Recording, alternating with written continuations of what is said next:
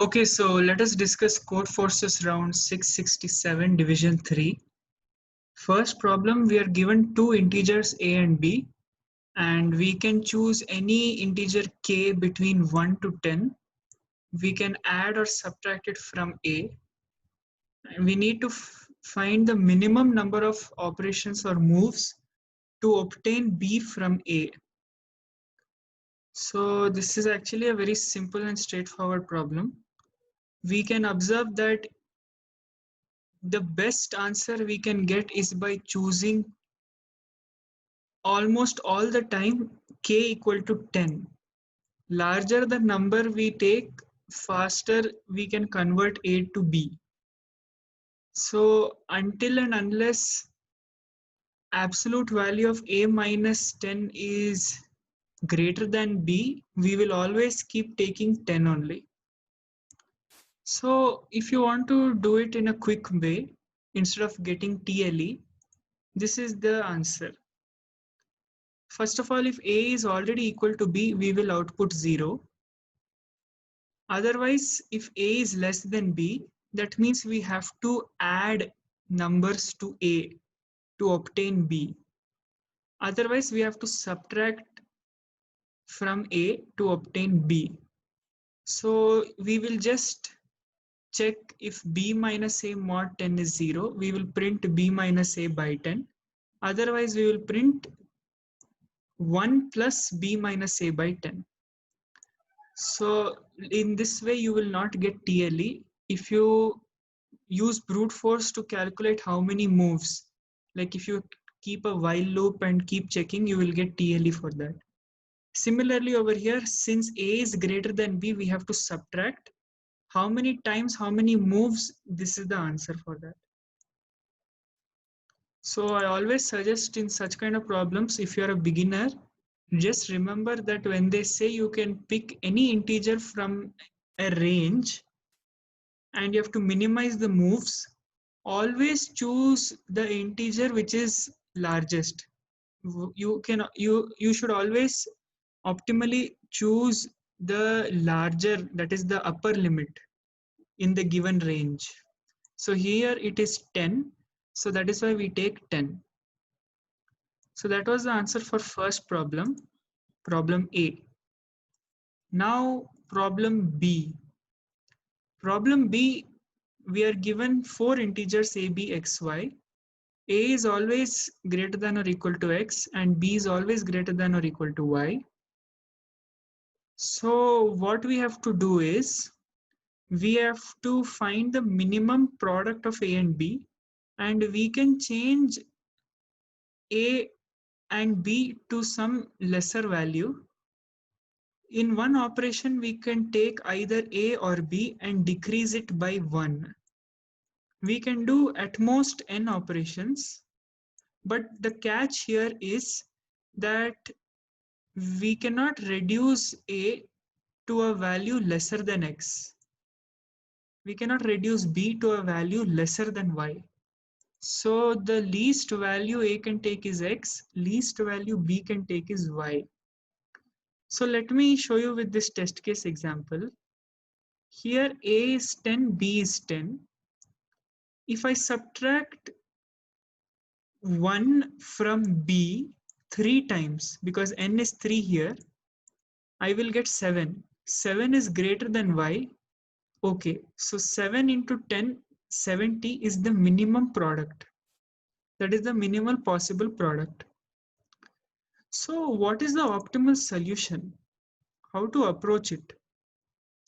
So basically I used mainly 4 conditions, 2 if and else. Okay, so this first if and else, this much, this is what this I am assuming in these 2 conditions. I am assuming that, actually I'm not assuming anything. What I'm trying to do is, I'm trying to find the minimum product, right? So how can I find the minimum product? Either I will operate on A first and then go to B, or I will operate on B first and then go to A. Operate on A first means what? I will first check how many can I remove from A, or I should say how much I can decrease A. If I'm operating on A first, I will check how much I can reduce A. Okay. So this if and else condition is that only. In this if and else condition, I'm operating on A first completely, and then I'm going to B. This is the optimal way to solve the problem. So I will go on A first and I will check how much I can reduce A. Similarly, I will check after reducing A. This is after reducing A, how much I can reduce B. And I'll keep recording the minimum values. And this if and else condition is opposite. Here I am operating on B first. That means how much ever I can reduce B, keeping all these constraints in mind. These constraints that A cannot become less than X and B cannot become less than Y. So here I am operating on B first, this part, and then I am operating on A. So after operating on B, how much ever I can operate more on A, whatever n value is left, that I will use here and I'll record the minimum. Ultimately, I'll print the minimum. So this was kind of an implementation only, I would say. I don't know what they have told math.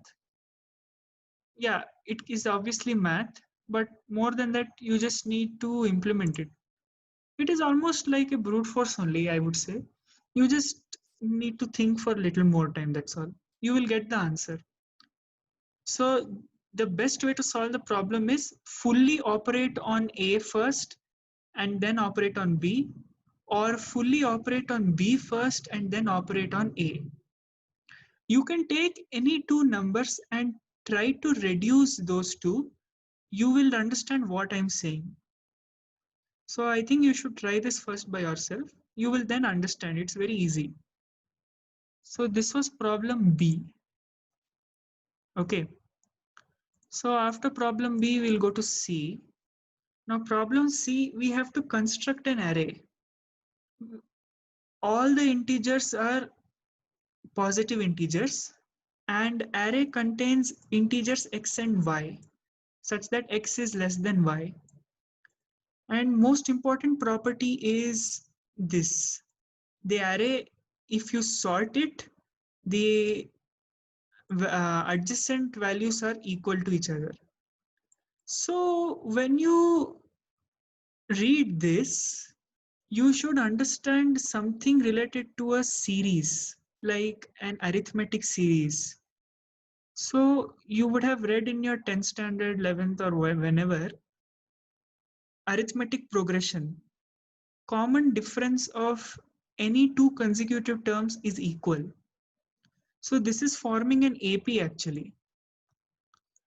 So we have to form an AP of n integers, all positive, but we have to do in such a way that maximum of all of them is minimized. So maximum of all of them is what? Minimized. So when you have understood that you have to form an arithmetic progression, can you tell me what is the general formula of any arithmetic progression? The general formula of any arithmetic progression is a plus d into n. Here a is first term, d is the common difference, and n is any general term. So this is the general expression for an arithmetic progression. Okay. So now when we have understood that x and y should belong to some AP, then after observing the constraints that x and y are very small numbers, we can actually go with brute force only. So what I did was, first of all, if n is equal to 2, that means there are only two terms, then straight away print x and y. Okay. Because there are only two terms, so only possible terms are x and y, and x is always less than y, so print x and y. You can print the answer in any order. I would prefer to print it in ascending order only. I will print it in the arithmetic progression order only. So I will tell you what's my solution now. I'm using two for loops. One for loop will run from 1 to x. Why is that? Why am I running only from 1 to x? What is this outer for loop and inner for loop? Outer for loop is for first term of all the APs, and inner for loop is for common difference. See, I explained over here, this if this is a general AP, then both x and y should satisfy any AP of such form. I hope you agree. We have now agreed that it is going to be an arithmetic progression. Sorry, it is going to be an arithmetic progression, okay? So if it is an arithmetic progression, x and y should be a part of that. So x and y should satisfy any AP of this form. How to get any AP of this form? We can run two loops, right? One loop for finding out the value of A, one loop for finding out the value of D. A is the first term, D is the common difference. So A is the first term, and why is the loop running only to x, not greater than x? We know that if a number becomes greater than x, it will not be a part of the array only. In the array, we have two elements x and y.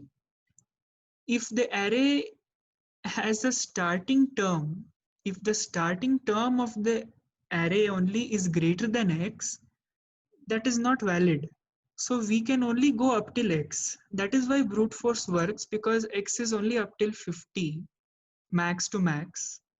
So from 1 to x, I will check for all possible a values. A is what? Starting. And for every a, for every starting term, I will check common difference. In this condition, in this for loop, what am I doing? I am basically checking whether x and y are part of this AP. How to check that? How to check if x and y belong to this AP? It is very simple, right? If a plus dn, if any AP satisfies x, that means what? X minus a mod d should be equal to 0. Let me take an example. If suppose the AP is 1 plus 3n, okay, and I say 13 belongs to this AP, then you can say yes, 13 belongs to this AP because 13 minus 1 mod 3 is equal to 0. So that is what I'm checking over here. I'm checking whether x and y belong to that particular AP or not. And over here, I'm trying to find minimum because that is what our question is saying. We have to minimize the maximum. So I'm trying to find the most optimal arithmetic progression in this condition. I hope you can understand this much by now. I really expect it from your side. So this much, if you have understood, it's very simple. I am just finding out the starting term and common difference. I am storing it in variables num1 and num2. And ultimately, I am printing the arithmetic series only. I am printing the AP. So this question was on arithmetic progression only, and it was simple. So you can pause the video, rewind it, have a look at the code, try it by yourself. I encourage you to do that. If you don't understand, even after that, you can tell in comments. Maybe somebody in the comment section who has understood this problem or has a better solution, please tell it in the comments. Even I would like to listen to that. And basically this channel I opened just to share my views and learn from you guys how you solve problems. So you please answer in comments if you have a better way of solving. And if you like my video, please share it with your friends. It will help them. Subscribe, it will motivate me. It will at least tell me that people are watching my videos. So please subscribe and share my videos. And thank you for watching. Good night. Bye.